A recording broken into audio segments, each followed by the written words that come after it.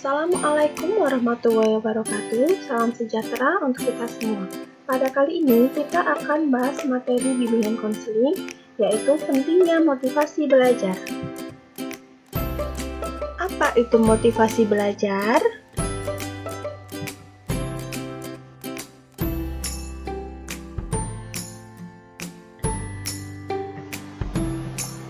Motivasi belajar merupakan suatu keadaan yang terdapat pada diri seseorang individu di mana ada suatu dorongan untuk melakukan sesuatu guna mencapai tujuan.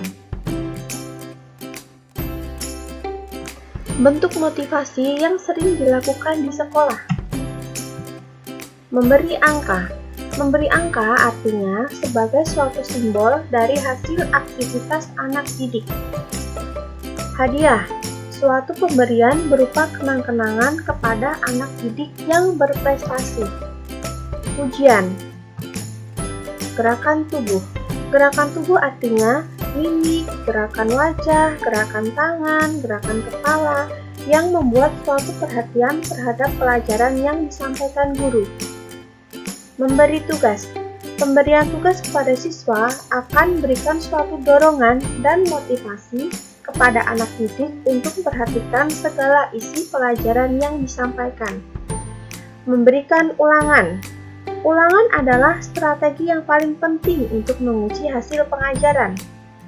Mengetahui hasil. Rasa ingin tahu siswa kepada sesuatu yang belum diketahui adalah suatu sifat yang ada pada setiap manusia. Hukuman. Dalam proses belajar, memberikan sanksi kepada siswa yang melakukan kesalahan adalah hal yang harus dilakukan untuk menarik dan meningkatkan perhatian siswa. Faktor-faktor yang mempengaruhi motivasi belajar. Yang pertama, cita-cita siswa. Jika siswa punya cita-cita, maka ia akan menjadi lebih termotivasi untuk meraih cita-cita tersebut. Yang kedua, kemampuan siswa. Kemampuan dan kecakapan seorang individu akan memperkuat adanya motivasi. Yang ketiga, kondisi siswa dan juga lingkungan. Yang keempat, unsur dinamis dan pengajaran. Dinamis artinya seorang individu dapat menyesuaikan diri dengan lingkungan sekitar. Yang kelima atau yang terakhir, upaya guru dalam pengajaran siswa. Seorang guru dituntut untuk profesional dan juga memiliki keterampilan.